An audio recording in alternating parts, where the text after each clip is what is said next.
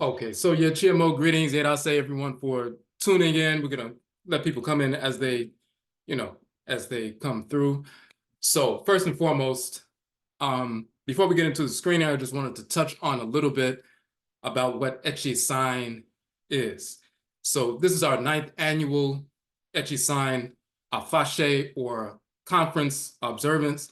So typically we would have an event where we have vendors and we have a number of different presenters and so forth. This year we decided for a couple of reasons to do this virtual conference, mainly because we released our film a few months back. For us, the year begins in September, on September 22nd or September 23rd, depending on the year. That's the first full day of the autumn equinox, the Atem Atemet equinox. That is our New Year's Day. If you look in the region of Ghana, amongst the Akan people, around August, September, October, around that time it shifts, but they have, certain groups have Ojira, which is the New Year observance. We celebrate our New Year observance, Ojira, which we call Obrajira, Nananom Som, around September, either September 22nd or 23rd. It's a 7-day New Year observance. So that's the beginning of the year. For us, September 23rd this year was the first full day of fall, Atem Atemet, named after the male divinity Atem in ancient Kemet and female divinity Atemet, which the Europeans call autumn and so forth.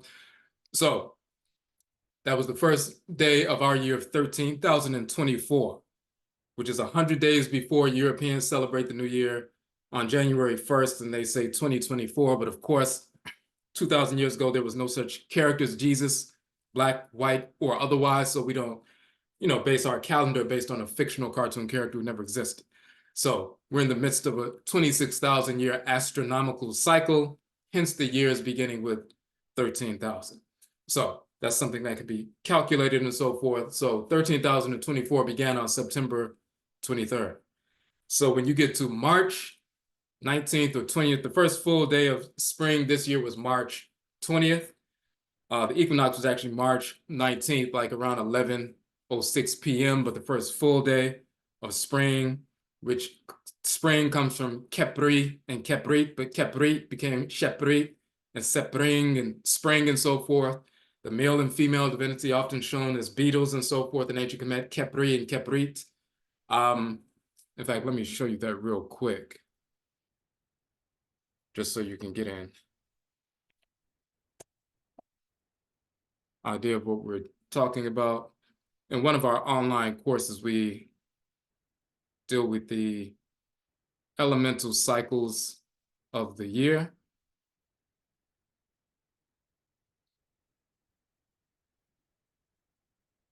So this is one of the online courses that we have available in, archive and so forth. And we talk about the new year, and we also talk about the divinities. You see autumn, winter, spring, and summer.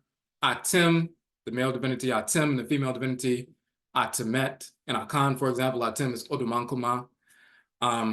Atemet is Asase Afua. So, and then, of course, you have Asase Ya. So Asase Afua is the fertile earth mother. Asase Ya is the barren earth mother that receives the corpses and so forth.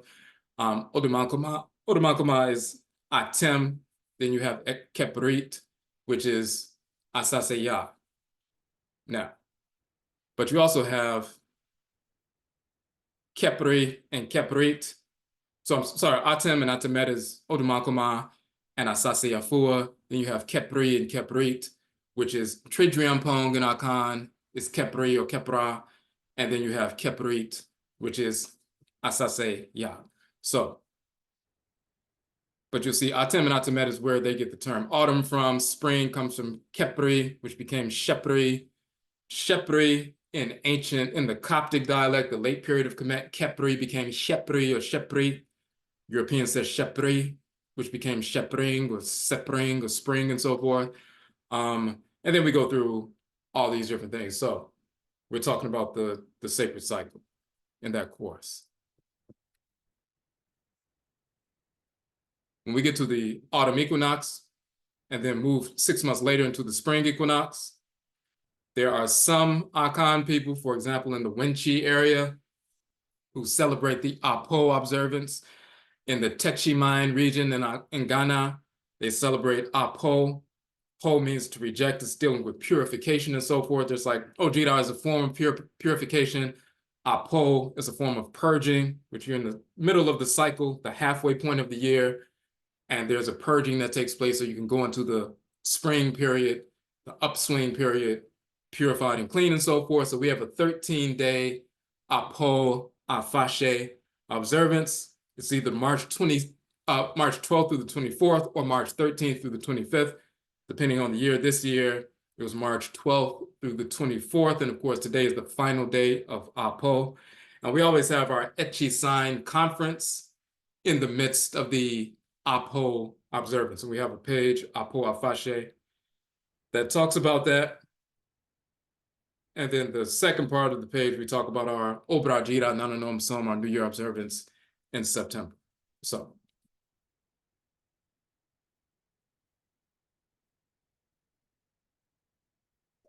but when you look at Ety Sign, why do we have this Ety Sign conference?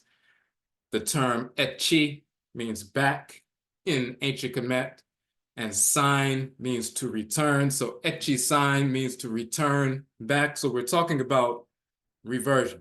We're talking about Afurakani, Afuraitkaitnit, African Ancestral Religious Reversion. We don't deal with conversion. Conversion means, someone has some system of false belief and they have to force you into accepting it, so they convert you into something that naturally you wouldn't embrace. We talk about reversion, Ety Sign, to return, sign, Ety, back. And those terms in the Akan language, when you look in ancient Khanate Kemet, you'll find that sign means to return and chi means back as well in ancient Kemet. The same terms over thousands of years. We're talking about reverting back, reversion back to our original pristine state, reverting back to our ancestrally inherited traditions. So when we talk about ancestral religious reversion, we're talking about the forms of ancestral religious practice that we preserved in our blood circles since we were forced from Afuraitkaitnit, Africa, into the Western Hemisphere. We maintained our ancestral religious traditions for hundreds of years in our blood circles, our spirogenetic blood circles, and have passed those traditions on intergenerationally and transcarnationally through successive reincarnations until this very moment. So the manner in which we practice, if we were living in the region of today's Ghana or Ivory Coast, if we were Akan people living there, we were forced over here in the so-called 1700s, the manner in which the tradition was practiced then is what we brought here. And what we passed down is that expression of the tradition for the next 300 plus years. If we were living in the region of southwestern Nigeria, in the Yoruba Empire and so forth, and we were forced over into North America, those people who are Yoruba, they continue to practice the Orisha tradition as it was practiced then and passed down that pristine expression of the culture intergenerationally and transcarnationally for generations. And the same thing wherever we were taken from. So the manner in which we practice ancestral religion, the Akan tradition, for example, as you saw in the film, is the Hoodoo tradition, which we've proven. In our film that we released a few years ago in October, the Amaruka Atifi Mu, African-American Ancestral Divination, we showed that Juju is the Yoruba tradition in North America, Hoodoo is the Akan tradition, Voodoo is the Ewe tradition, Wanga is the Ovambo tradition, and Ngengang is the Fang tradition. And we go into detail about that, showing that we preserved our own expression of ancestral religion. We're not dependent on traveling to the Caribbean or traveling to South America or traveling to Afuraitkaitnit, Africa to get an ancestral religious expression and bring it back. We're the only group in the Western Hemisphere who believes falsely, erroneously, that we're dependent on other people to give us ancestral religion because we've been taught that we didn't preserve our own ancestral religious expressions.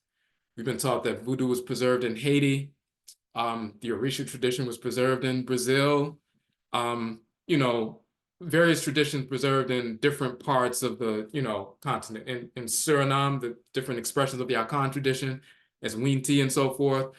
But we believe that in North America, we preserve nothing, and we are incapable of practicing ancestral religion unless we're validated, and legitimized by somebody outside of our direct blood circles, which is nonsense. We preserved our traditions intact. We preserved our priesthoods and priestesshoods intact. The Hoodoo man and Hoodoo woman in North America is the Akan man and Akan woman, Akan priest or priestess in North America. The Juju man or Juju woman is the Yoruba man, Yoruba woman, the Yoruba priest, the Yoruba priestess in North America. The Voodoo man, Voodoo woman is the Eve man, Eve woman. These are expressions of our ethnic group, as well as our priesthood and priestesshood preserved. The Wanga man and Wanga woman and so forth, the same is true. So in our conferences, we normally would have somebody presenting from the Juju tradition, somebody from the Hoodoo tradition, somebody from the Wanga tradition, Voodoo tradition, and so forth. We've done that. Last year, we did our first Hoodoo Cast podcast episode. We went to New Orleans. We connected with Voodoo Queen Kalinda Laveau. Let me show you that flyer from last year. And we did a live podcast from her shrine in New Orleans. That was the flyer from last year. And you can see that podcast episode. That was the first one. It's on our website. And in fact, let me show you that real quick.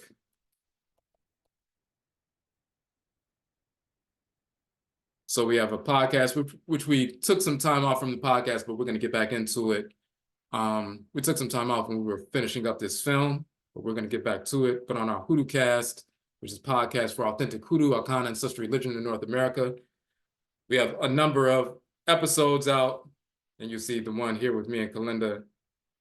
That was last year on March, I think it was March, let's see, March 25th. And then we were in Philly with Dr. Katrina Hazard for the second episode. Then we were at DC for the third episode with Nijma Assad, as well as the fourth episode with Mama Candace. And then we did some episodes, a couple of solo episodes on specific topics on the cosmology of Hoodoo and Akan culture and so forth. So we're going to get back to interviews as well as solo episodes, and that's going to be coming very soon. But I just want to touch on the definition of Ety Sign, and then we can get into the panel discussion about the film. So we did that last year, but typically we would have, we've met at the Arc and other places, Congress Heights Cultural Center, Arts and Cultural Center in Southeast DC. We've had, events at the Arc in Southeast DC, where we rented out the venue, had a number of different, vendors and so forth, presenters, vegan food and so forth, and we have an all-day event. But we wanted to have this virtual conference so people who have watched the film could, chime in and, give their insight on what took place. But first, let's touch on what Ety Sign is, and then we'll get to it.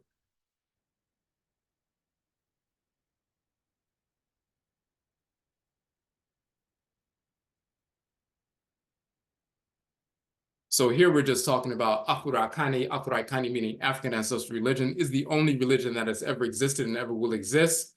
In essence, it's the ritual incorporation of divine law and the ritual restoration of divine balance. So no matter where we find ourselves in the world as Black people, Afurakani, Afuraitkaitnit people, African Black people, the ritual incorporation of divine law and the ritual restoration of divine balance, these are the expansive and contractive poles of ancestral religion. That means through ritual, we incorporate those things, objects, deeds, and entities. We need to incorporate in order to align our thoughts, intentions, and actions with divine order. And through ritual, we reject those things, objects, deeds, and entities we need to reject, repel, in order to restore balance to our thoughts, intentions, and actions, and thus realign ourselves with divine order. So the ritual incorporation of divine law and the ritual restoration of divine balance, the expansive and contractive poles of ancestral religion. We align with the great mother and great father, supreme being, which in Akan is Inyamewa, the great mother, Inyame, the great father. In ancient Kemet, that's Amenet, the great mother, and Amen, the great father. That's Mawu and Lisa in Vodun, and Olokun, Olorun in Yoruba, and so forth. But the great mother and great father, we align with the supreme being through the agency of the Abosom, the Orisha, the Vodou, the divinities, the goddesses and gods, and the Nananom Nsamanfo Egungun Kuvito, the honorable or spiritually cultivated class of ancestresses and ancestors. So that's what we're talking about in that portion of the piece. We talk about how we demonstrate in some of our books that the various fictional characters who never existed, like Jesus, Yeshua, Muhammad, Abraham, Isaac, Ishmael, Solomon, Sheba, Menelik, David, Yahweh, Allah, Buddha, Brahman. These are fictional characters that are manufactured off of fragments, perverted fragments of our culture from ancient Kemet when Europeans invaded our culture, learned about religion from us, started trying to make the different divinities white and creating white statues, like when the Greeks and Romans invaded Kemet, started destroying black statues of representations of divinities and placing white Greek statues, and then trying to claim that these are divinities and trying to force our people to worship white images of fictional characters who never existed, or just images of themselves, and trying to keep us away from invoking the actual forces in nature who only incarnate and connect with and communicate with our people, of course. So this is where Christianity, Islam, Judaism, Hinduism, Taoism, Buddhism, Sufism, Kabbalism, Gnosticism, pseudo-exoteric and esoteric expressions of pseudo-religion. This is where that comes from. Of course, we don't entertain any of that nonsense. So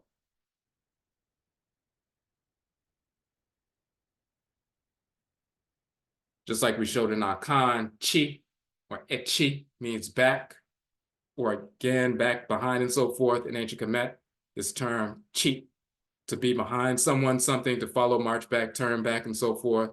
And sign, in Akan, like sign kofa, to return, go and grasp. Sign means to return, to turn back. Sign in the Medutu in ancient Kemet also means to turn back. And you see the two legs walking, they're walking back, turning back, and so forth. So chi, sign in ancient Kemet, is the same as Ety Sign in Akan, and we're talking about, for our context, ancestral religious reversion.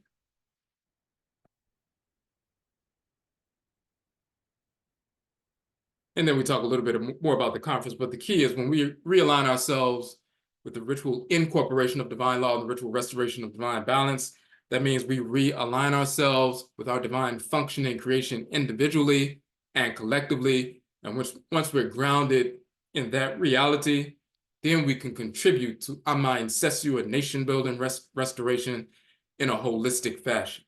The 7 principal values of nation building restoration can only be engaged in an effective way when we're grounded spiritually, because we know what our divine function on earth is individually and communally. If we don't know what our function in the world is, we don't know how to function, day to day and so forth, and we're engaged in behaviors that are self-destructive, then a nation building process is never going to take foot. So this is why Ety Sign is important. So you can read about that in the flyer and on the page. And this is the film we were talking about. We released this film in October in 13,019, so-called 2018. And then our second film, we released just this past October. The first film was dealing with the various forms of divination that we preserved in our blood circles. And you'll see that we have Voodoo Queen Kalinda Laveau out of New Orleans, Sechat Tut Ankwachet out of Florida, dealing with the Wanga tradition. Of course, Kalinda dealing with the Voodoo tradition, which is Ewe. Sechat dealing with the Ovambo tradition, which is the Wanga tradition, which is from the Ovambo people of Angola and Namibia, which is part of the Gullah constellation in the United States. Rekika Jarania Ya Nebethet. She's dealing with the Ngengang tradition amongst the Fang people of Gabon and Cameroon. Number of Fang people who were enslaved in North America. Fang, F-A-N-G, the Fang people. And then we have Mama Mawusia Shakir dealing with the Juju tradition in North America, which is the Yoruba tradition, the Orisha tradition in North America. So that's what we dealt with there. Hold on one second. Give me 1 second.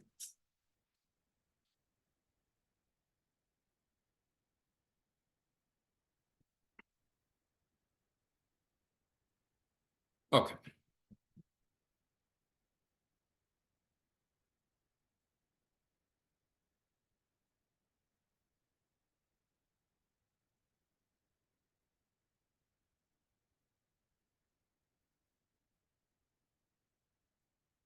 Okay, so dealing with the film that we just released, the Hoodoo film. I know some people had already seen it, and then some people just saw it recently.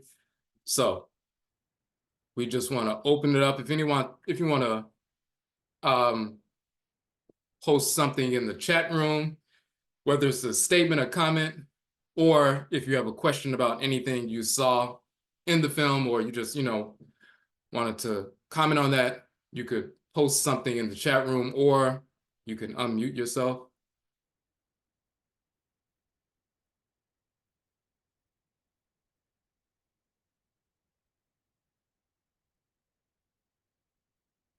Check right quick. Okay.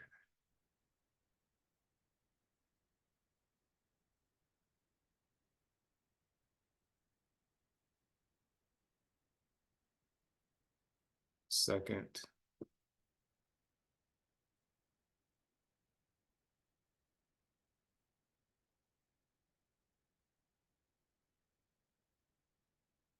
Okay. So anybody, if you want to unmute yourself, or if you want to type something, if you have a question about anything you saw, what we tried to do, the aim of the film was you'll see us in different segments. Michiwa, it's up. Made I say for tuning in. That's see the comment in the chat room. Appreciate you coming through. So what we tried to do, what our aim was, you'll see the film is in different segments. And you'll see we talk about the term hoodoo, for example. We show us the Akan term undu, undu meaning medicine from roots, trees, and plant life. Then undu also means become heavy with the spirit through spirit possession and spirit communication. The undu comes from the undua or the undria, which is the plant life. So there's a direct derivation. Of course, medicine comes from plant life, but plant life, undua, and the root of the undua is the undu. So you have the undu coming out of undua, the medicine coming out of the roots, the trees, the plant life. So not only is it linguistic, it's also, cosmological and so forth. So we go into that. And then we show also in our book, Hoodoo People, that same term you can find in ancient Kemet as well with the same meaning, same multi-tiered meanings. To feel a presentiment or foreboding, to see what's unfolding in the spirit realm and make ritual adjustments so you can align your thoughts and intentions and actions with divine order. So undu also means that. So we're showing linguistically and cosmologically the same terms we use as Akan people in the regions of today's Ghana and Ivory Coast are the very same terms we continue to use over here with the same multi-tiered meanings. The next portion we went to was the term mojo. Some people say mojo comes from the Congo and so forth, and they make up different, pseudo etymologies. So we go into detail proving that mojo comes from the Akan term moja, which was corrupted to moja and mojo and so forth. And there's a relationship between the moja, which became mojo, and the eja, which is the ja, later becoming the jock or jock ball or jack ball and so forth, as matriclan and patriclan talismans. So we're showing etymologically and linguistically, but also, cosmologically. Let me see if I can pull up the specific image. Hold on a second.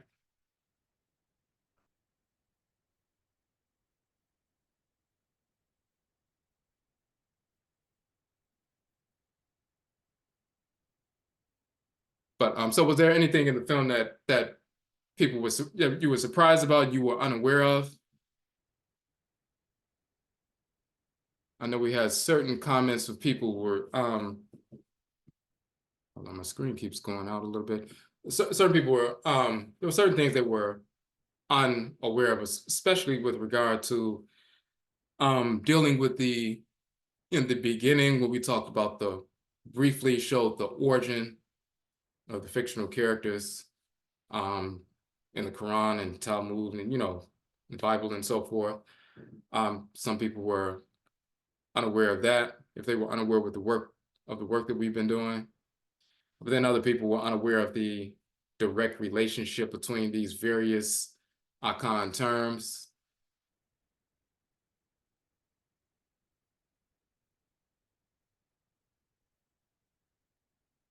Second, I'm trying to find something here.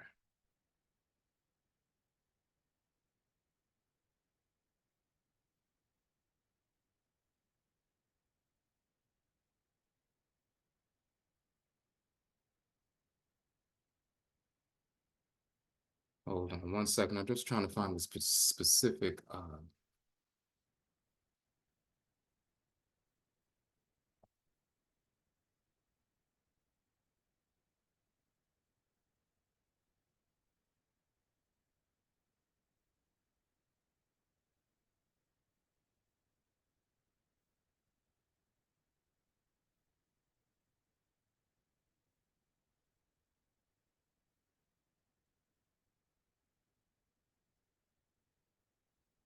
Okay, let me see.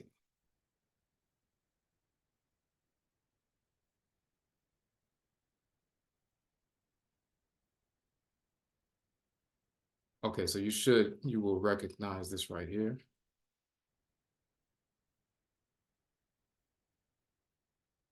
Okay, let me see. Okay, in the chat room, you're saying that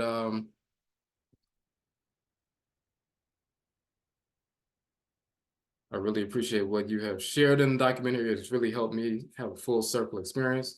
Okay, Menasi, so that's what we were trying to do. We're trying to get people to see how, very often we'll talk about ancient ancestral cultures and civilizations and so forth, or even talking about what took place in West and Central or South Africa, but it has to come back to what we preserved and what we were doing and have been doing here, and we can connect it all the way back. Some people will go back and talk about ancient Khanate and Kemet and say we just need to imitate what we see people doing on the walls. And that's what they were doing at that particular time, but they migrated west and reestablished their culture, and based on the change in environment and so forth, just like clothing would change if you're living in a cooler environment or as opposed to a warmer environment, certain ritual practices will change based on your environment. Certain plant life and mineral life and food choices will change, based on your environment. Certain ritual songs and dances and so forth will reflect the change you made. As we migrated west, settled in the region of the ancient empire of Ghana and so forth, or Akara. And then hundreds of years later, we migrated further south towards the forest belt. We were no longer up in the savanna and desert regions. We were now in the forest and savanna regions. So the culture shifted slightly, still fundamentally the same, but shifted slightly. And then some of us were taken from the forest belt in the western part of the continent and forced into the Western hemisphere. So certain things we encounter here are the same, but certain things are different. There are certain animals that exist here that don't exist on the continent. Certain plant life that exists here that doesn't exist on the continent, but certain things are the same. So we have to adapt to this region of the Earth Mother's body, and we've done that. And we need to know that Black people in North America did the same thing that people in Haiti did and Cuba did and South America and, everywhere else. We're not any less, proficient spiritually than any other group. So.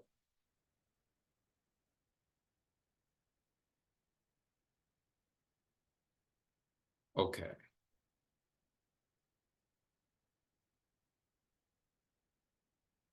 Okay. So that's a good point. So in the chat room, the comment is, when I went to Gabon years ago for initiation, I was told everything I needed, ancestral wisdom, medicine, etc., was already here in the US. I was told everything I needed was already here and that I didn't need to go to Gabon to get what I needed. So that's very important. That's just a confirmation of, what we're putting forth as a confirmation of Ety Sign. And for the fact that they actually we're honest enough to share that with you because, you know, many times we go to the continent, depending on who people connect with, they already know that, but they won't share with the people because they want people to continuously to come over there and be dependent upon them and give them money and to them some form of prestige and so forth. So they'll string, you know, uninformed Black people from North America along, making us believe that we're dependent on their contemporary expression of the tradition. For example, the Akan tradition, the way it's practiced now, that's the contemporary expression. When we left 300 plus years ago, the way it was practiced then, the way we were speaking the language then, that's the tradition we passed down here. So what has ever has happened over the past 300 plus years since we left, we weren't a part of that. So if things get corrupted or they start incorporating principles of foreign traditions like Islam and Christianity and Judaism and Buddhism and so forth into their traditions and weave that in and make it seem like it's part of the traditional culture, but when you look deeper, you realize that's a corruption. We were already gone before that happened. So we're practicing a pristine form of the Akan tradition as a Hoodoo man or Hoodoo woman right here in North America. And the same with the other traditions as well. So these are some of the things that we wanted, that we addressed in the film. This is something that that we used in some of our classes. But you know, we utilize it in the film as well. And when you look at it, you'll see the film is basically in like 11 parts and so forth. And you see we have the Undu section in the film, the Kanche section, which is conjure, the Hinti, which is haint, Komfo or Komfwa, which is Gofwa or Gofa or Gofa doctor, and so forth. Jamakakaru, which is Johnny Conqueror, High John the Conqueror, and so forth, the Conqueror. We talked about the Joe, the shout with Dr. Hazard and so forth. Moja becoming Mojo, Ja becoming Jack. And we wanted to, you know, we had, in a certain way, we had to prove that the Hoodoo tradition is the Akan tradition. When we first began to put that information forward, some people were very receptive to it and they would start doing their own, you know, investigation. And of course, they're going to verify and be able to prove it to themselves. But then you have some people who have been, quote unquote, teaching Hoodoo for years, even decades, put themselves forward as experts in the tradition. So when we come with the actual real information, and many of these people saying Hoodoo came from the Congo, and many of them still say that now, instead of doing the investigation and correcting what they've been teaching, because they've been misinforming people, they'll rather pretend like it's not true and continue to tell people that Hoodoo came from the Congo, because it destroys their credibility if they've been teaching the wrong thing for 20 or 30 years, and now all of a sudden everything they taught was inaccurate. And they would start losing customers and clientele and prestige and so forth. So some people, they want to pretend like it's not true. Now, normal people don't do that. Normal people are glad to find out accurate information and incorporate it. But you have some people who are, you know, not cultivated spiritually, still immature, and they see it as a threat. So they would try to put forth this false idea that, you know, we just made that information up. So we went, you know, linguistically, cosmologically, and even tracing these very same terms, not only just to the Akan tradition and the Akan language and cosmology, but we can trace all of them to ancient Khanate and Kemet as well, with the same meanings and the same cosmological structures intact.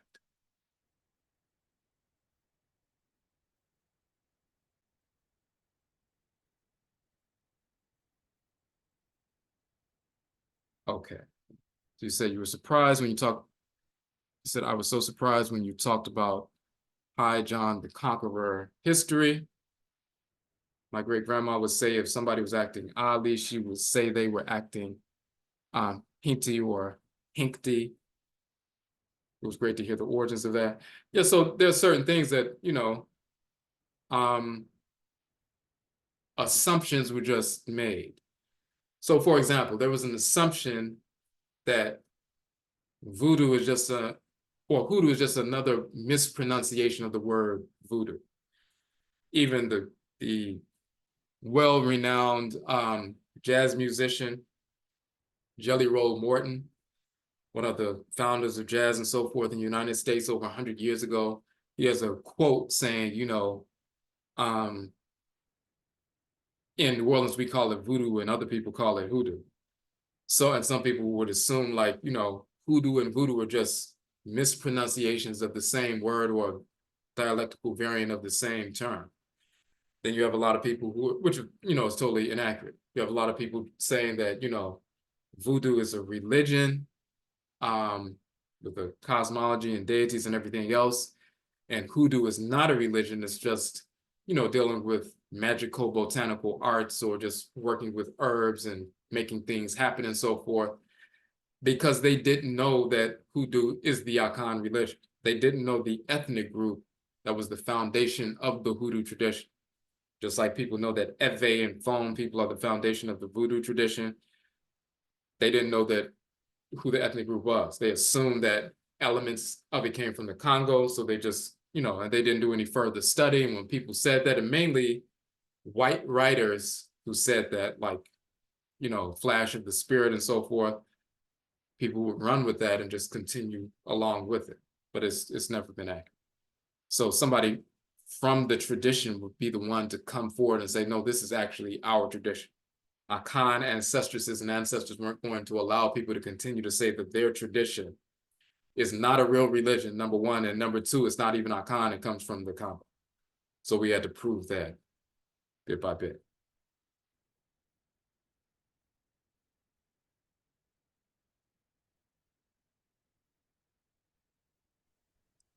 What's up, Kwesi? Heads up. That's up, man. Hey, man, I got to do you like old school blog talk radio, man, and ask you a off-topic question. Okay. Okay. I know what you mean. Coming up, we have all this election stuff happening, and of course, we don't participate in any of that. But as practitioners of Hoodoo or any ancestral religion, how do you suggest we approach this whole election thing and this whole political thing? You mean with regard to the presidential election? Yeah. Just in general? Yeah, just in general. Well, so we did a blog talk radio broadcast a number of years ago, the night that they did the whole Obama selection, and everybody was, you know, jumping up and down because he had on red and black and he was, you know, they selected him and all this other stuff.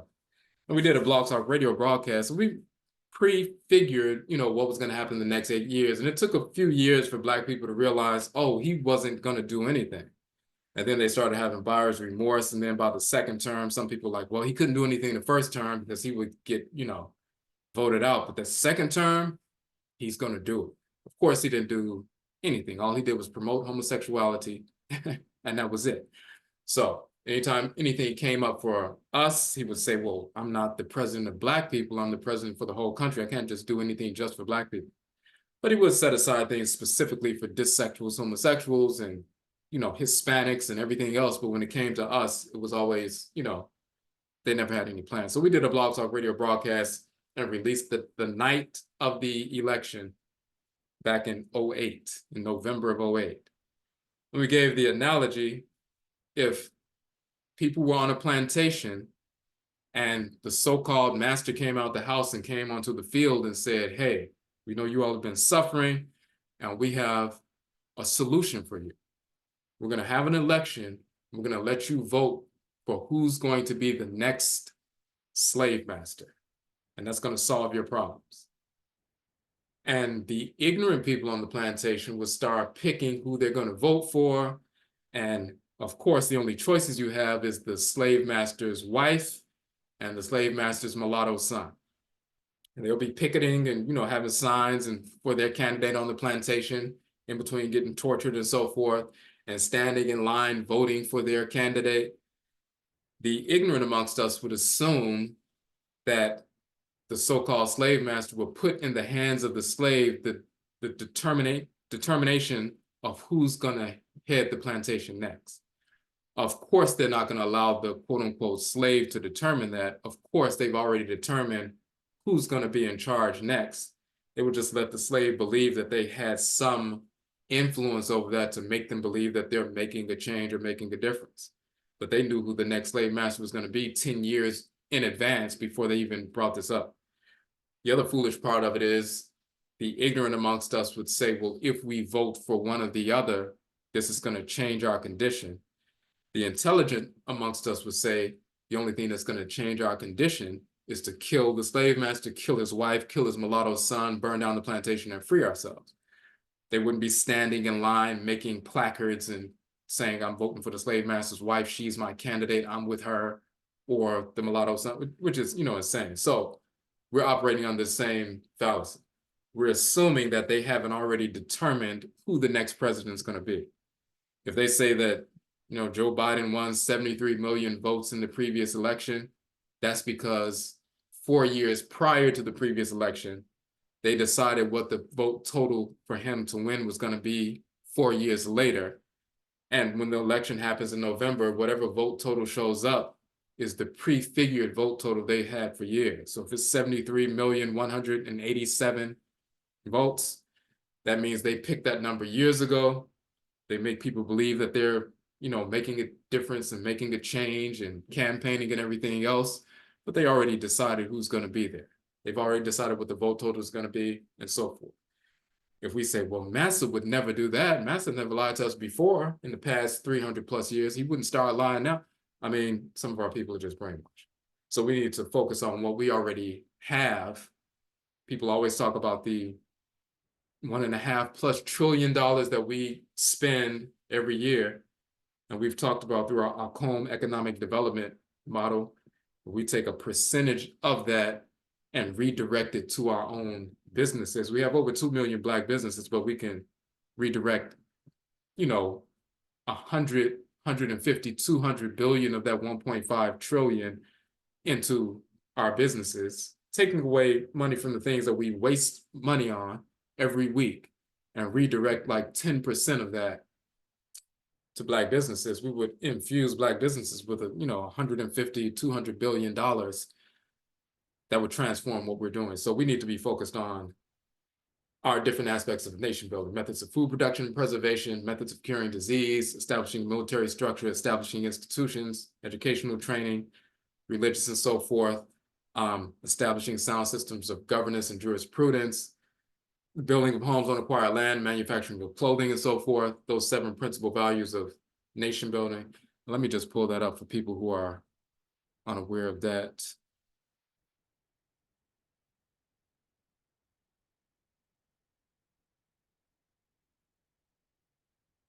And for those who aren't aware, we have our Ety Sign conference in March. We have 3 conferences a year. We have our Odwirafo conference in around the second. We have the Hoodoo Festival in October every year, focus on the Akan tradition, that's Hoodoo in North America. It's in October. In March, we have Ety Sign. We bring the various traditions together. And we'll get back to that next year when we have the Ety Sign conference, the 10th annual. We'll have it at a venue once again. We'll have a number of vendors and a number of presenters come out and, do presentations. Last year, we did a special event because we were starting our Hoodoo Cast podcast, and we went to New Orleans. The year before that, because of the COVID issue and so forth, instead of having it here, we went to Atlanta and had the event there in Atlanta. Myself and Kajada and so forth, we were presenting on that. So we've done it in either Atlanta or DC. When we've done it in Atlanta, it's because of the whole COVID issue, and they were asking people to, for the masks and all that kind of stuff. Or they were asking for vaccine requirements, which of course, we weren't doing that. So, hold on a sec. So this is the Odwirafo conference, which is nation building. Odwirafo, the purified Odwirafo Nation in the Western Hemisphere, which is Black people in the Western Hemisphere. It's dealing with nation building, restoration. And when you look on that flyer and you look in the book, and you can download the books that we published with regard to this. You see the 7 principal values of Ama Ancestral Nation Building Restoration, methods of food production and preservation, methods of curing disease, establishment of a military structure, institutionalization of values, establishing training, educational, industrial, cultural, and religious institutions, establishing sound systems of governance and jurisprudence, building of homes on acquired land in our own territory, manufacturing of clothing. So different people are working on those different, elements of Ama Ancestral Nation Building. Some people are studying. Hey, Kwesi, the screen hasn't changed. Oh, it didn't. Oh, hold on a second.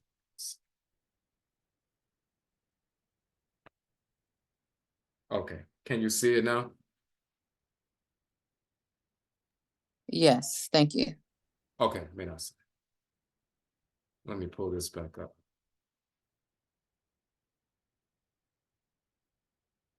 So this is the flyer from the previous.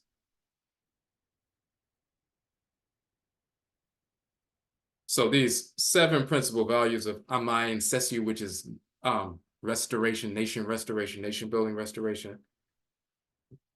In order to have an Oman, what would you mind a purified nation, you have to have methods of food production and preservation. You can't have an independent sovereign nation without being able to feed yourself. That's the first principal value of nation building restoration. Methods of curing disease is the second principal value. You have to be able to cure yourself. Some people are working in the field of holistic medicine, root work, and so forth. Growing herbs, distributing herbs in different forms and modalities of healing and so forth. Establishing a military structure, people dealing with self-defense and teaching, firearms training and martial arts and a number of different things that people are engaged in.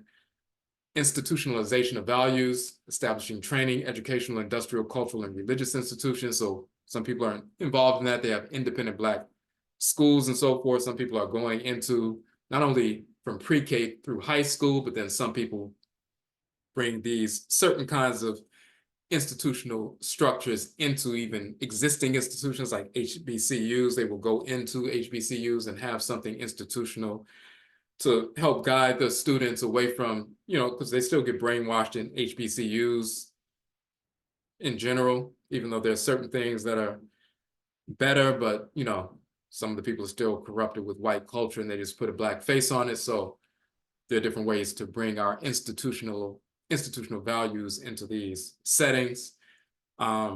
Establishing sound systems of governance and jurisprudence, so the way we mitigate disputes amongst one another rooted in our ancestral governmental structures as opposed to, what Europeans are doing. Building of homes on acquired land, of course. So through businesses, raising funds, acquiring land, building our own homes. Eventually, we talk about the independent Black town movement. Hundreds of independent Black towns were established, not just Black Wall Street, but there were hundreds of independent Black towns established before the end of enslavement, before the Civil War, as well as after. So Mound Bayou, Mississippi is one of the more popular ones.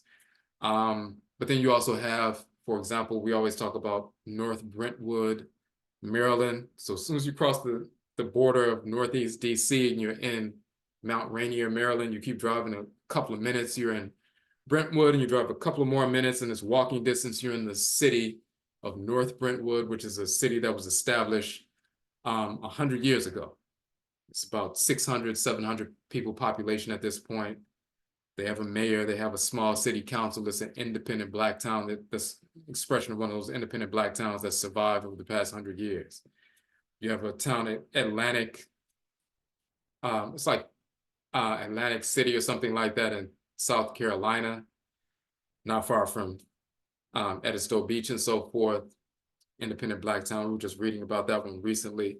There are a number of independent Black towns that still survive. Some of them became defunct because people left and went into the cities after integration, but some people maintain these independent Black towns. And just like they got some land incorporated a town, filed the paperwork and so forth, where some people just, didn't incorporate, they just moved into a space and established something.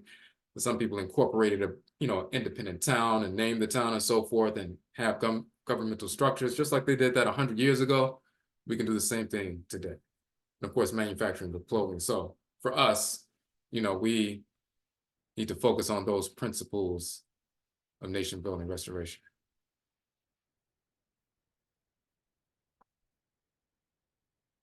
Okay, I think I saw your you had the hand up. Did I see that? Yeah, it's actually Amma rather than JoJo. Okay. I have two questions. One is, what advice would you give to those who are looking to establish maybe land or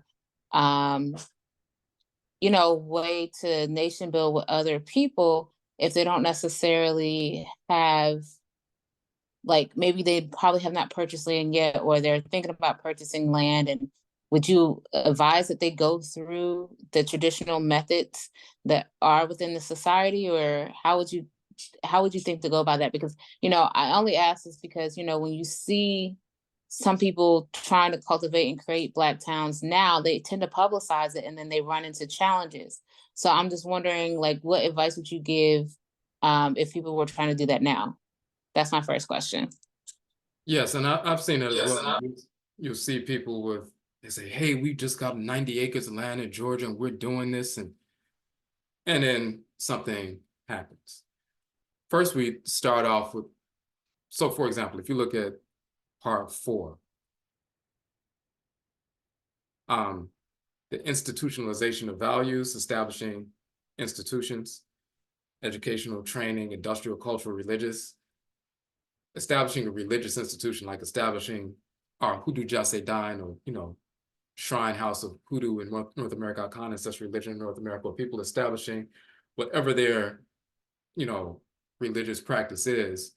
When you establish that first, and the people, men, women, and children become grounded in those morals and values, and understand that nation building is, and restoration rooted in our ancestral religious values, not rooted in socialism or scientific socialism or any of that other nonsense, but an approach to nation building rooted in our ancestral religious values. Then when you have a number of people who are on that track already, because they built institutions like that, educated their people, they have the same mindset. Then when they pool their resources and get some land, they're not going to, do the same thing. They would spend money, purchase land, establish something, build homes, build some schools, an urgent care center, a healing center, and different things. And by the time they announce something, it will already be up and running, and they'll have some mechanisms in place for defense. They're not going to say, hey, we're about to purchase some land. Hey, we just got it, and showing the camera and showing people plowing the land and so forth, because typically they're not organized. They may be organized about, hey, Black wealth creation, but that doesn't unite people and sustain people. Talking about logically, well, we need our own resources. That's not what sustains a group of people. Their religious, spiritual, cultural values is what bonds them and keeps them together. And even if they have disputes, you see number 5, establishing sound systems of governance and jurisprudence. We have methods and mechanisms within our culture to mitigate disputes. So if things, fracture or fissure at some point, they can be brought back together. But if you just say we need to deal with wealth creation, people have been talking about that for 100 years, and it has not happened because they're imitating the European approach. And in reality, when we built these independent Black towns, people were still rooted in Hoodoo and Voodoo and Juju and these values 100+ years ago when they were doing that. Even if some of them were going to church on the surface, but they were still practicing Hoodoo. They were still going to root men and root women. So they still had those same values, and it was a communal effort. So we established the cultural consciousness and spiritual consciousness first. We're bonded in that. Then we, pool the resources and, acquire what we need and build on that before we go announcing things. People can easily disrupt something when you're just in the stage of trying to purchase or trying to acquire or trying to build something or trying to start something. But when you have land and built structures and built businesses and, already have some things in place, and then years later, people find out that there's a village over here that's functional, people are more interested in seeing how it's run and also defending it. It's harder to, try to destroy that. Of course, they're going to try. Got it. And then along, kind of along that same breath, I know you talked about having a sound, religious and just nation view of how to settle disputes, but I guess I kind of like want to better understand in some sense, or maybe probably should think about this, in a divine sense, but in our, I guess, as we've come across your work and as we have gained people that we, befriend and things like that, everyone gets excited and we all understand where we're all coming from to a certain level. But, we still all are behind enemy lines to a degree that all of us in our life situations, on some level, we may be a circumstance away from having some level of instability. Right. And when you think about helping other people or working in means of trying to nation build or help other people because you understand, okay, yes, we're behind enemy lines. Yes, we're living in situations that we don't really have a true community we're all physically stable in different means. What are your suggestions when it goes to helping people? Because it just, I don't know, my experience, it just seems like everybody still has a way to go, even myself included, with handling some things and operating in certain ways. And I just feel like, it's a little challenging because not everybody's on the same levels. Right. No, I know what you mean. So it's, oh, say it again. Oh, that was the feedback. I didn't say anything. Mm-mm. Okay. So it's a couple of things. Now, number one, we do have a history or a track record. We've been behind enemy lines this whole time, so we can look back, which is the value of trustery, and see how our people, dealt with that.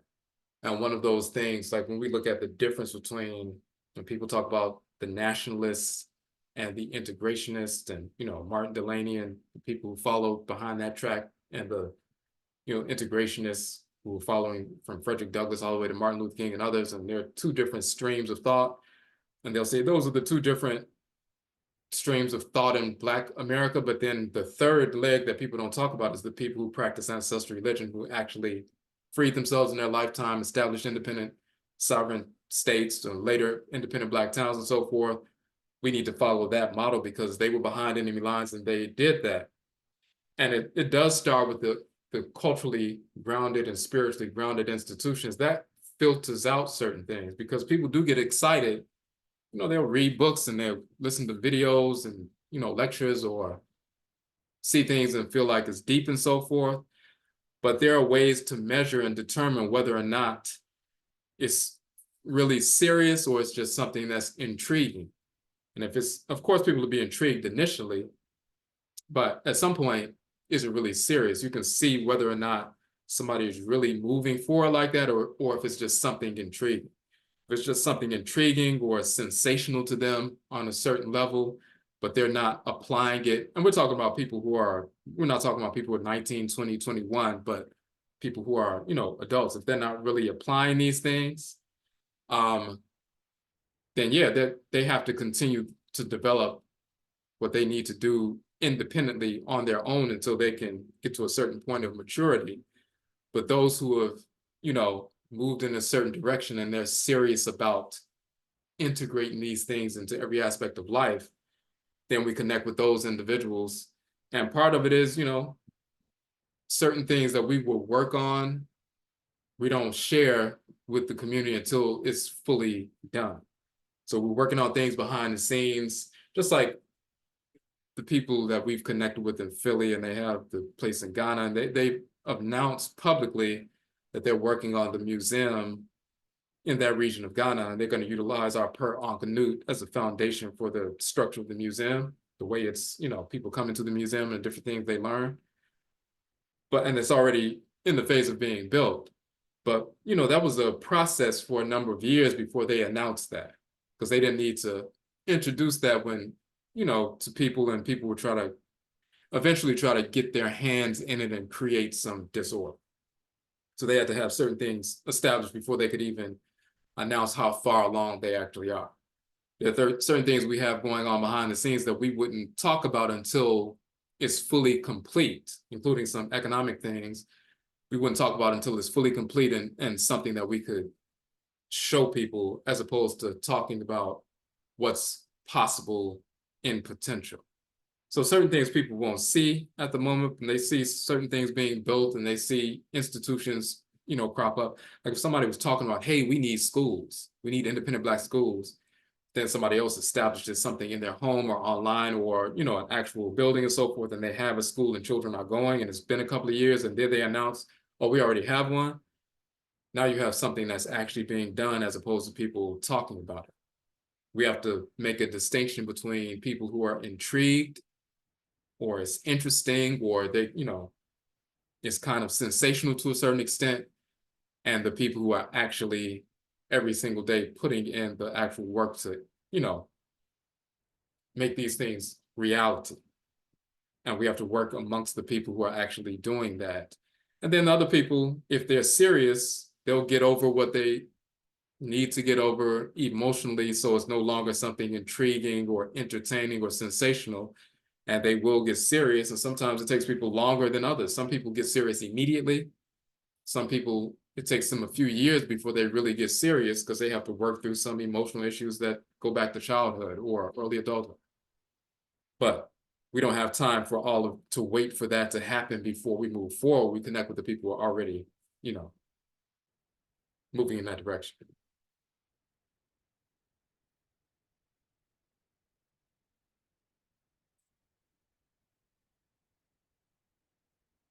So does that make sense? Yep, got it. Hold on. There was a question in the chat room.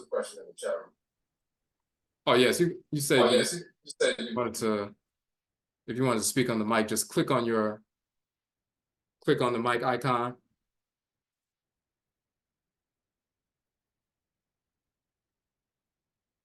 To unmute yourself. Greetings, everybody. Agreed. I'm Mama Abena on the site. I'm just a little nervous. I don't talk a lot. Awesome. I'm usually the quiet person. I'm not sure, but I just want to say that watching your documentary was really eye-opening, and like I said earlier, it was really a full circle experience for me. Because in the last 30 years, I've been involved and had different experiences with the different traditions, whether it be Akan or Yoruba, Ifa, and everything. And it was always got the sense that um, from the way people talked, and really was less of a value for people that have had a history of hoodoo in their lineage or in their families, or trying to talk about it. It was always like kind of downplayed, like if you want a real authentic experience or connection to traditional African spirituality, you have to go to the continent or be initiated that way and everything. So I've gone through initiations and everything, but it didn't always speak to or resonate with me in terms of connecting with my ancestors, my like great grandmothers and everything, what they were doing and how they were practicing and everything. So I kind of like in the beginning kind of separated myself, because I'm like, I have the true learning about the true authentic spirituality this way, and um but like I said, over time is like connecting with when I talk to my ancestor spirits and everything, and they would advise me of certain things and everything.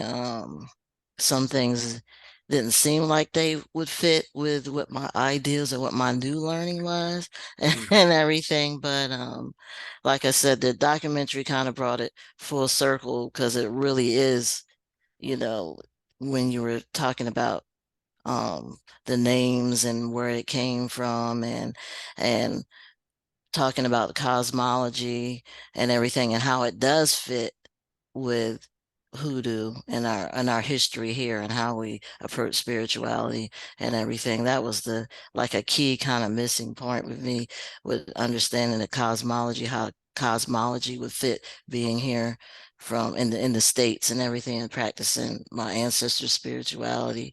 So I was really appreciating that, and it made me feel like the way I'm going about things is the direction that my ancestors truly were trying to help me to be aware of, in terms of understanding that um, we did have what we needed, and we did bring over what we needed to survive and thrive and fight and advance ourselves, and based on the environment that we're in, you know, and everything. So I appreciate that. No, I appreciate it. That's confirmation. Hold on one second. Let me turn this light on.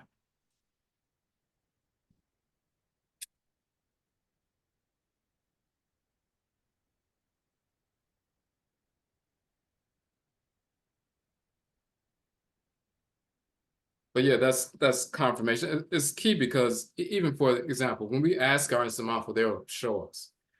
They'll show us things that, you know, like Kalinda would say, they're hidden in plain sight. Mm-hmm. So, you know, not only the term hoodoo or undu, but even people know about a Gofa doctor or Goofa doctor, and some, you know, they pronounce it different ways, but and the Goofa dust, but they wouldn't be able to connect if they didn't know it was Akan culture. They wouldn't be able to connect the Kumfua, and that's the Asante dialectical variant Kumfua or Kumfua, as opposed to Okomfo. Akwamu people say Okomfo. Asante people say Okomfua. Okomfua became Kofua, Gofua, and Gofa, and so forth. Just like Komfa in Guyana is the name of the Akan religion. They call it Komfa. And they know it comes from Komfo, and they, you know, they write about that. But up here, you'll say Gofa, the Gofa doctor with the Gofa dust. We wouldn't know that it's the Komfo or Komfoa who puts the dust or the powder all over their bodies when they get possessed and so forth. But if you know the cultural context, we were saying the same thing the whole time. We were literally speaking the language the whole time. So if we ask our Insamafo, hey, they're the ones who brought the culture, we can ask them what it is. And they'll tell us exactly what it is and show us the proof of that. Just like they showed us the proof of the, you know, in fact, let me show the image because if people hadn't seen it recently.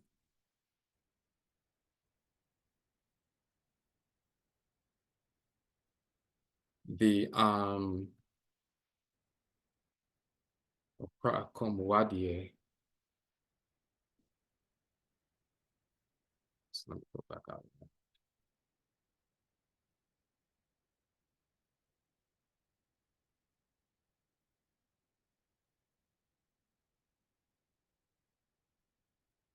So we would show this, and if somebody drew that circle, you know, with the 4 points and so forth, everybody would just assume that that came from the Congo. That's the Congo cosmogram.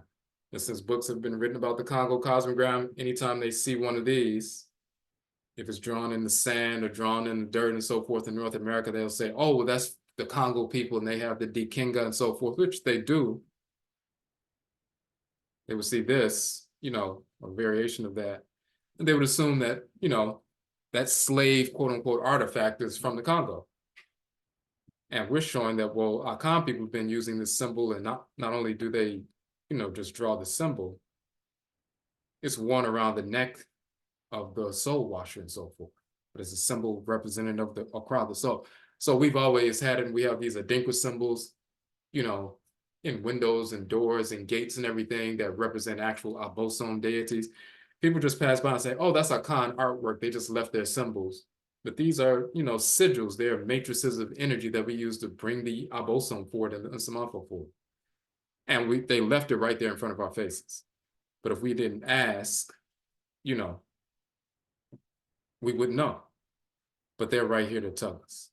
So, and it's, you know, it's not something to discover, so to speak. It's already here. We don't have to make anything up. We just have to ask for the proper insight and interpretation, and they will give it to us. And then they give it to us in a way that we can get that information and then prove it tangibly, and then we can share the proof of it with our people.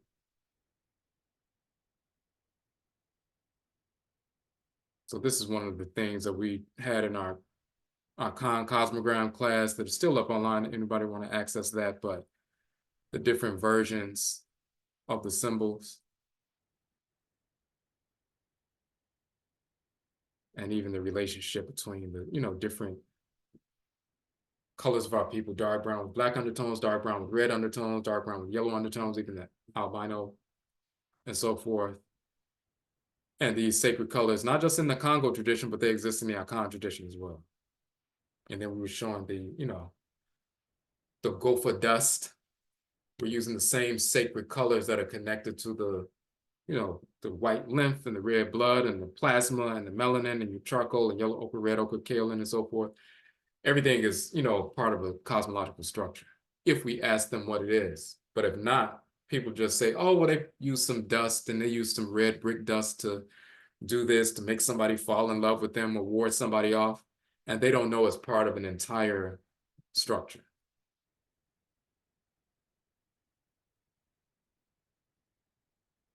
Okay, so question in the chat room: do you have any publications that list the Adinkra symbols for each abosom? So not for each one, but we do have, for example, let me show you this one.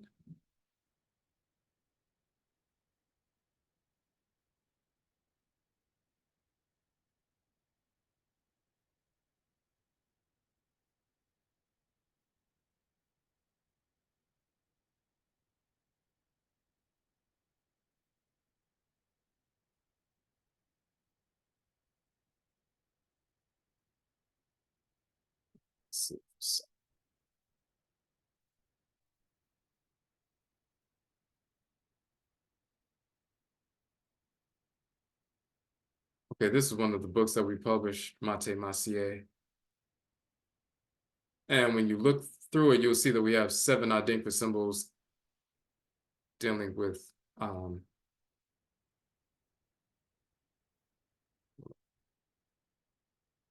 so if you look at the title, it says the ancestorhood of Nana Yao. And then we have the 7 sections. And we talk about these specific Adinkra symbols. And we're talking about ethical existence.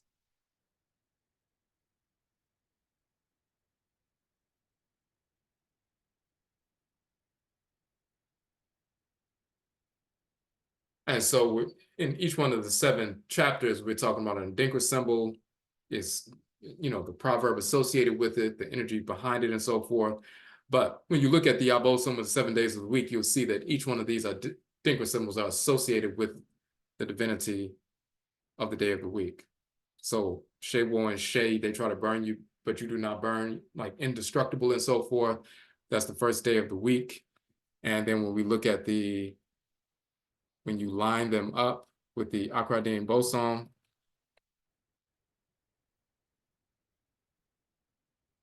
when you look at that book and you line them up with the Akradin bosom, the 7 days of the week, you'll see Awusi and the sun and the unburnable and indestructible and so forth, and the billowing smoke and so forth that symbol represents. And that's the, you know, the white cloth or mummified wrappings and crown of Alsar and so forth.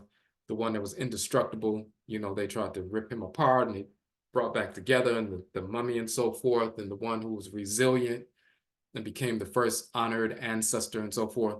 So it shows the pathway from going from the physical realm to the level of an honored ancestor or ancestress, indestructible with regard to moral character foundation rooted in divine order. So you can pass from an honored elder or honored elders, one of the Nanano Mpanyinfo, to an honored ancestor or honored ancestress, the Nanano Nsamanfo, and so forth.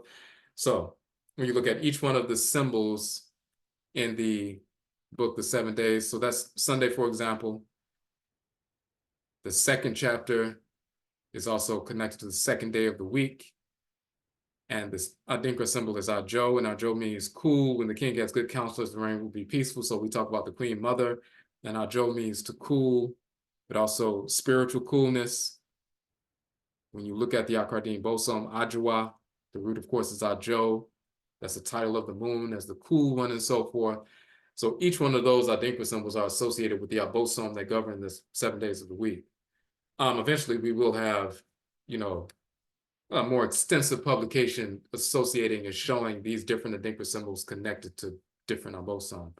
But we put some in that book, and we also put some in the, for example, let's see. In the Akardin bosom book, part 2.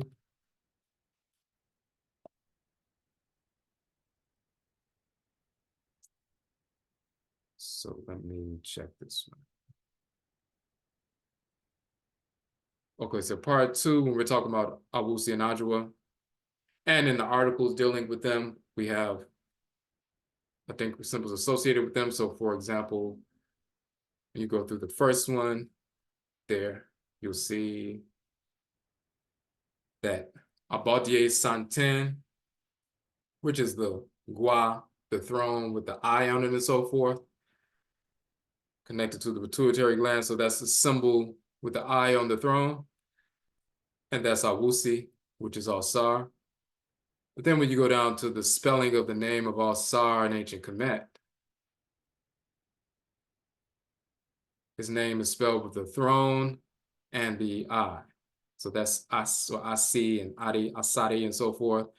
So in ancient Kemet, his name is spelled with the throne and the eye, the quote-unquote all-seeing eye and so forth, and the throne of the king being in the center, and he's the one that sees everything that's happening in the nation and so forth. In our Akan culture, that Abodie Santen, which is the eye within the throne, is the same thing. We just saw Adinkra symbol for Ajo, which is the root of Ajowa, which is a title of all set. So the second part of this book is talking about Nana Ajowa, which is all set, when she operates through the moon. And so that's the Ajo Adinkra symbol, dealing with coolness, but also the Nkonson, which is the links of a chain.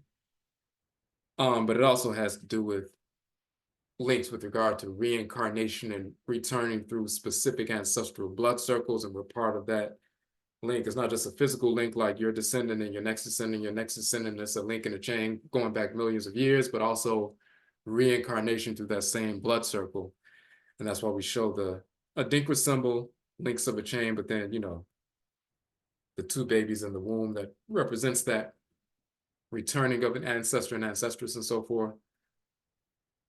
So on the Akardin bosom page, when you look at the books as well as the articles, you'll see that we'll show Adinkra symbols associated with the different ones. Just to give one more example.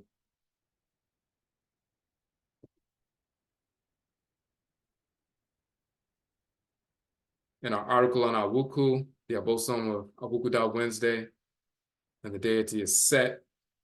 It was also called Owura Ku in Akan, and Ur Hekau in ancient Kemet.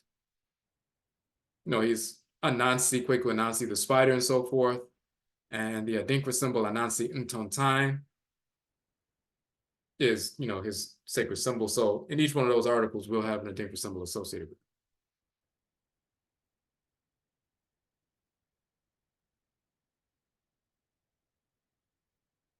Yeah, so that's that Nkonson, like Konson, like going around and so forth. So it's constantly linking back, but for us, it's not just, genetic, but also return. When we say transcarnational inheritance, that means inheriting the culture through successive reincarnations. So we go from one incarnation to the next, that's transcarnational, and we bring the culture back with us. So that's why when people say you lost culture, you can't lose culture if you can communicate with the Nsamafo who established the culture and perpetuated it. So that's number one. So it's impossible if you're really communicating, if people are really communicating with their Nsamafo, their ancestresses and ancestors, but then they at the same time say, we lost our culture, we can't get it back, so we have to go to somebody else to get it. That means you're not communicating with your Nsamafo, because if you were, you could ask them what the culture is, what things are correct. And then also, if you understand Bebra, which is the Akan term for reincarnation or returning, then you're one of the Nsamafo who lived previously, and this ancestral culture is something that's written into your Akra, your soul, your divine consciousness. You've lived the culture before, so you have to recall that. You can do that ritually as well, but you get confirmation from the Nsamafo as well as, people who are still living the culture. So you can't lose the culture if you're really communicating with your Nsamafo or Egungun and so forth. And you also can't lose it when you really have it embedded within you. Now, if you say you understand that the culture is embedded within us and we pour libation to the ancestral spirits, but at the same time saying that we lost the culture and we have to go to somebody to get it, then those are the people who really aren't communicating with their Nsamafo.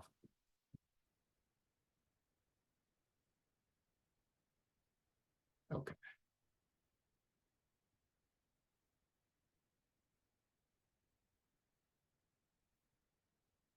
Okay, so we could go ahead and end it here unless there are any other questions. We just wanted to touch on that. Of course, share the film, with other people. We're trying to, we're gonna work to get it on some of the streaming services.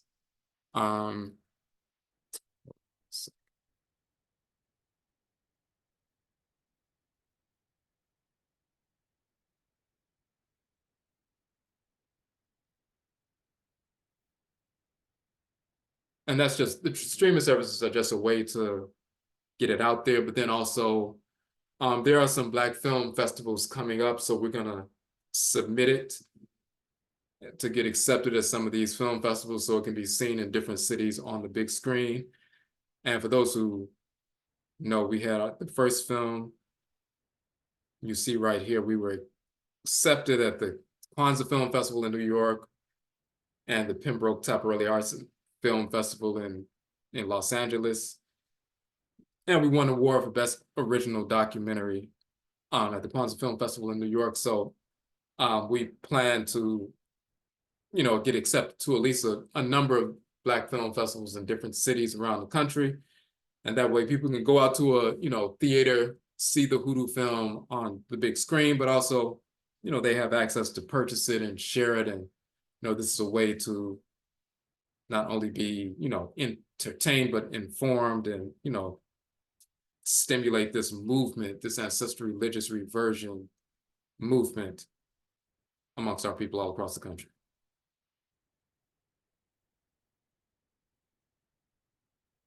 So we'll be updating everybody on that.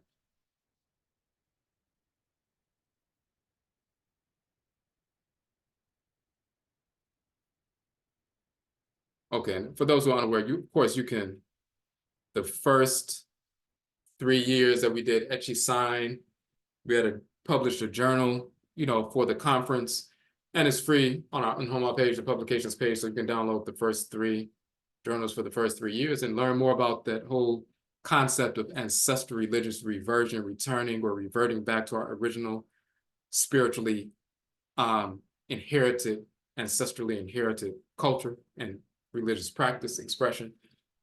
Get some details on that. And yeah, so that's what we wanted to share.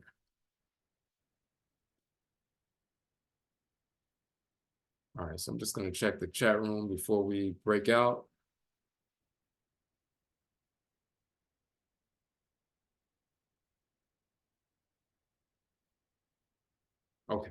Okay, so once again, yeah, I'll say we thank everybody for tuning in and checking in with us for this final day of our Apo observance and our Ety Sign conference.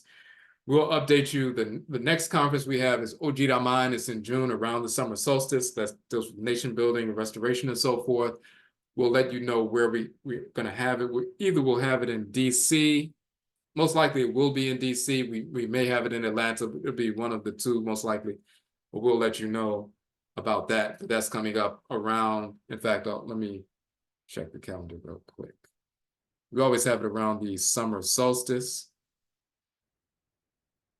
So that will be the weekend of June 22nd, June 23rd. So it would either be June 22nd or June 23rd. So it's going to be one of those days of that weekend, and it will either be here or in Atlanta. So we'll let you know. If there's a different city, if we decide to move it somewhere else, but more than likely it will be either DC or Atlanta, but we'll put that information out. Be on the lookout for that. Okay. So, okay, yeah, I said we appreciate the information. The last time we were in ATL some months ago. We are going to do some screenings of the film and discussions.